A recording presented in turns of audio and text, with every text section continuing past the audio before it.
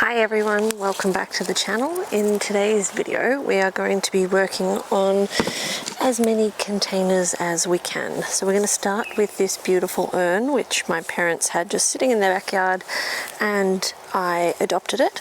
Last year we started off with ornamental kales around the outside which were beautiful but got mauled by aphids almost immediately. And we have a blue salvia in the middle. We had some red snapdragons which have survived at the front and at the back, but they never bloomed last season. And the same goes for these white granny's bonnet aquilegias on the sides here. We also had some billy buttons. They have a spire that comes up with a little golden circle shaped bloom on the end, and these ones are actually about to bloom, so we're going to leave them even though they're a bit scraggly in shape. But again, they only bloomed one flower last year. It was basically just the salvia that bloomed and obviously the pansies that I had scattered in around the edges. So hopefully this year we might actually see some decent blooms from this pot. And at least some of the billy buttons survived. We haven't got a lot to put in the containers, which is frustrating, but we are on a budget. All of the autumn and winter multiple sowings of seeds failed because we had so much rain and a lot of the seeds actually just got washed away. So I do have some pansies and I have some poppies, so we're going to use those. And I have a couple of other billy buttons in a garden bed. They were one of the very few seedlings that survived, and I put them in a garden bed just so they could establish a decent root system over winter. At the time I was just looking for somewhere to put these little seedlings so that they made it through the winter after the dismal failure of all the other seedlings.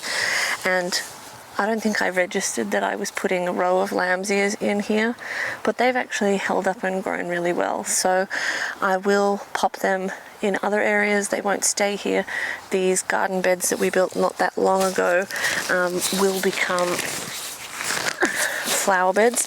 So this was originally supposed to be Dahlia Alley, but because we had so much rain, all the dahlias rotted and the tubers all died. And our ground just holds too much moisture, I think, for a lot of bulbs and tubers and things like that. So these are kind of compost beds at the moment. They've got layers of wood, so it's hugelkultur, layers of wood, heaps of offcuts from the garden from the end of summer and autumn, and a range for other things. So I think there's a short on this channel about what I filled this bed with, and it does have some dog poop in it as well, which is not a great idea to put in if you're going to be planting food in there and that poop hasn't composted down all the way. But because this is going to be a flower bed, it really doesn't matter. And it's obviously also had all of winter and some of autumn to compost as well, but I'm not growing food in here. So we do have some poppies here which we're going to leave here, and there's one Bells of Ireland that survived, so I'll probably just leave them here. And hopefully we will have a beautiful dahlia show this year instead of what we had last year, which was very depressing. Okay, so I added a little tiny layer of new soil, and then I'm going to add my amendments, and I'm starting with a pest application. This is to get rid of curl grubs, and it only kills them if they come into contact with it. Curl grubs will help break down some organic matter, so they're not the worst thing in the world, but they do also eat some plants' roots and often create giant patches of holes in your grass, which is annoying if you want your grass. In this case, it's not so much a problem, but I just don't want them eating the roots of the flowers. So we've got some slow release fertilizer as well, and a little bit of blood and bone. And this is what I'm going to do to all of them, all the containers that we work on today. So first up, we need to get the billy buttons we just dug up straight in so their roots aren't exposed for a long time.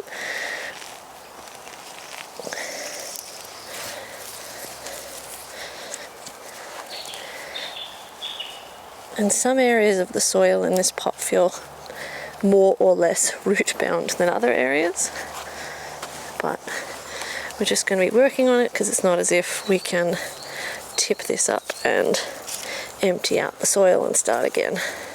No way. So at least we've got the billy buttons in all four corners now, although this one's not particularly straight. Let's get that one there. These ones are a Flanders red poppy. And I've had good luck in this garden with poppies actually surviving, and they actually bloomed in winter, so I think we're going to have an early spring, which will be nice because we've had a very long cold season, which is kind of unusual for us. It's not to say that it doesn't normally get cold, it does, but normally it's not anywhere near as cold as what it has been. Even in autumn it was way cooler than normal, which has been unpleasant because nothing has grown. So the garden's been a bit of a sorry state. Doesn't help that it flooded. There we go. Flanders poppies in. Don't know if they will bloom this spring. I think they're probably too immature for that. But if they bloom in autumn, that'll be lovely. So we've got yellow billy buttons, red poppies, white aquilegia, a blue purple salvia, and a red snapdragon. Not that they all have the same bloom time, but we're going to go around with orange and purple pansies. I'm just going to assume that one is purple. And it's not going to be perfectly distributed because I've just got to land them where there is space to plant them, and they will sort of meld together as the weather warms up and the season progresses. And I might just make that one. We've got two left, let's jam them in. Let's find a little home for them. There we go.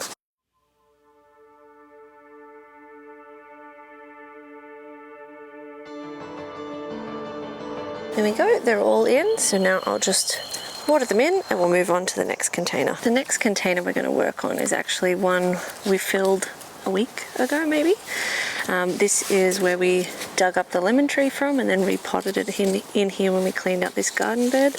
And in this container what we're going to put is some more poppies. So these are called a Wonderland mix. They kind of look like Icelandic poppies, which are a bit more pastel in colour compared to the bright red Flanders. We're going to spread these around and hopefully they will fill in over the next 12 months or so, and this will be a beautiful pop of colour early in spring.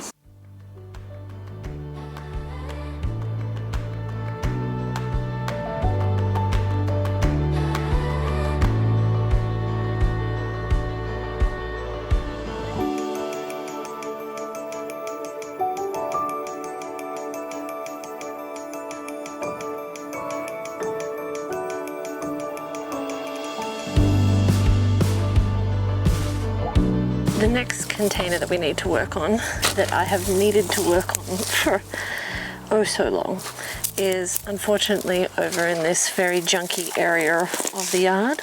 Apologies for the view, but I'm pregnant, so I'm not going to be hauling big pots into the middle of the yard just so it looks a little bit better.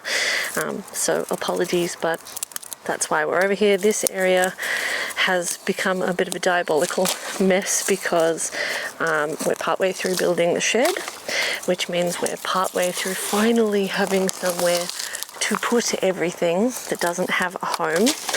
And it also means that stuff on the deck can go away, and it also means that finally I've had some time to actually go through some of the things that needed to be chucked out when I moved here 8 months ago, and go through and work out what I do and don't need and what's broken after the move, and create a pile for the tip, which is just here. Hi Raph, you want to play, do you? Good timing.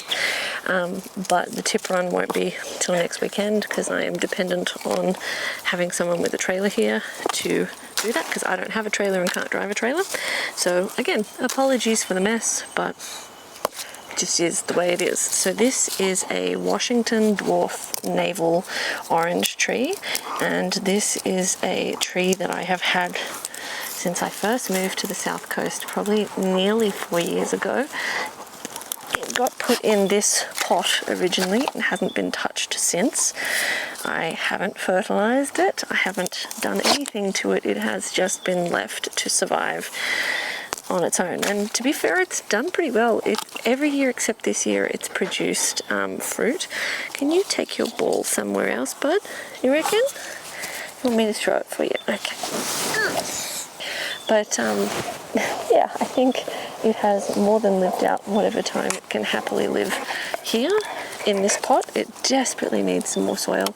I did want to create a garden bed here and have that like full of beautiful flowers, but I'm a bit undecided again about whether there's space for some things, where I want them, and some of my ideas are changing. So I thought if I just repot this into a larger pot, then it might achieve some of the things that I set about when I put it in this pot, which it was quite small at the time. The idea being that by the time we get to our forever home, then we would have a more mature tree, which, can you leave the microphone alone, is kind of some of the reason why we also moved that lemon tree out of the ground, because number one, I was worried about the pipes underneath, and number two, I thought, well, I don't know that we're going to stay here forever as much as I love this house, and so maybe if I put this in a pot, then I can take it with us to wherever we next go, and we'll have a more mature tree to start with. So I guess the same theory could also be applied here. So we have sourced a large pot, which is just behind me.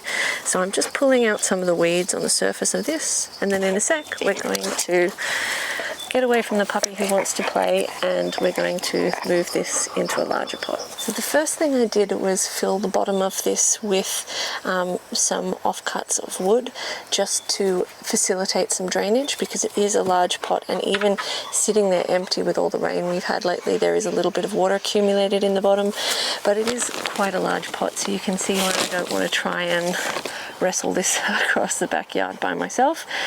So what I'm going to do now is fill the bottom part of it up with just regular potting mix, and then see how much it takes to get...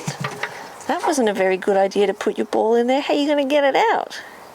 But we're just going to see how much soil it takes to fill this up, and then I've got 2 bags of citrus mix, and I'll put that around what is in all likelihood a very root-bound root ball.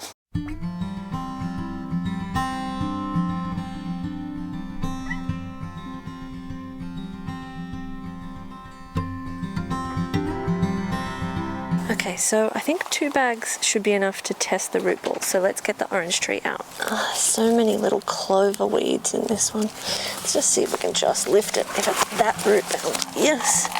Oh, it's actually not as bad as I thought, but not great. So if I plonk that in, I mean, it needs some straightening up, but not a terrible height. So I'm going to pull it back out, pop a little bit of the citrus mix in, put some amendments in, and then let's get this guy planted and a bit happier with its life. Oh, so many clover weeds.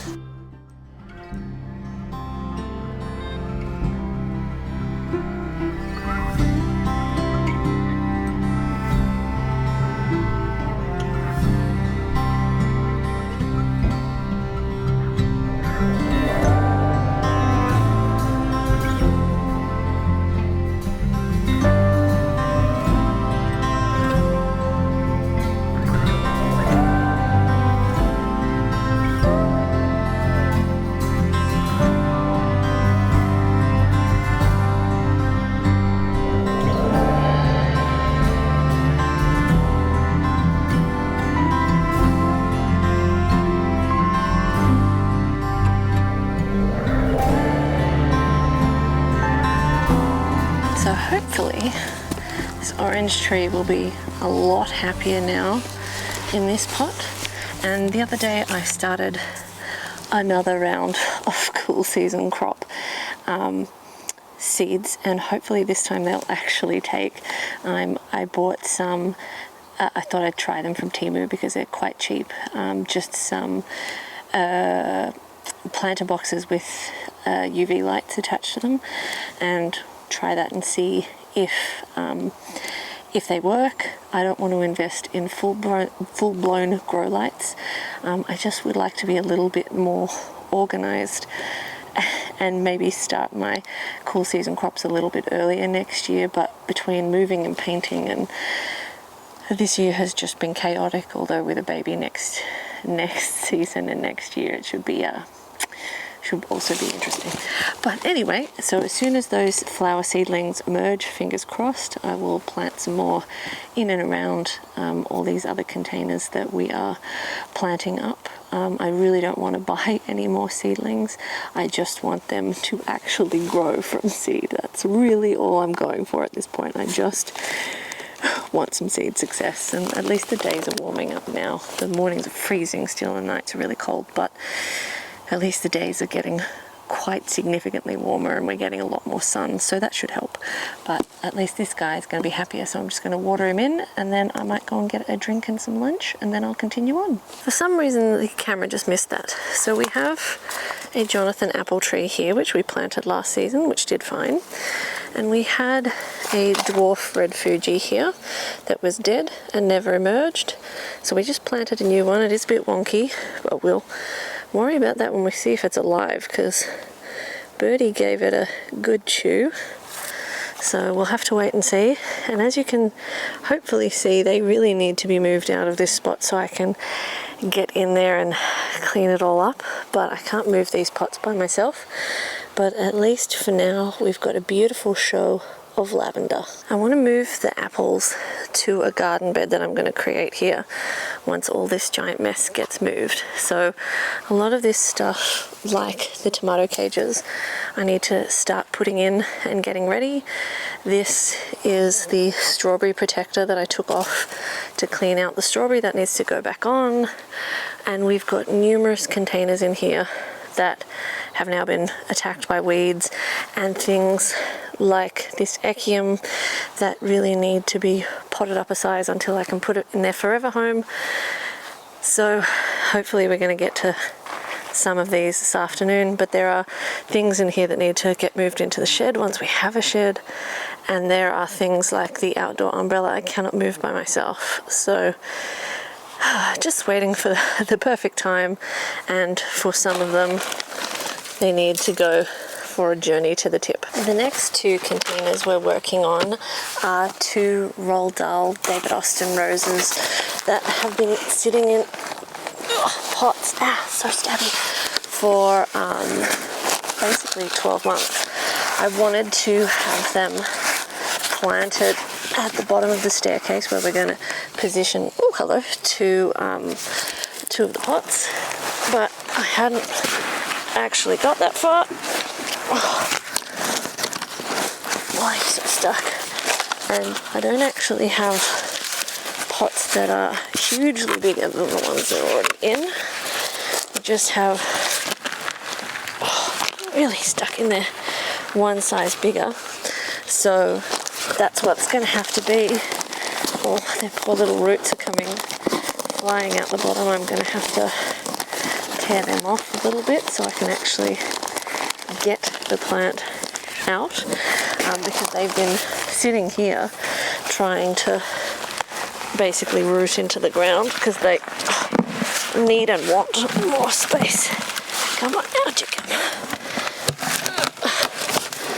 Get off. So at least bumping them up slightly in size will buy me a little bit more time.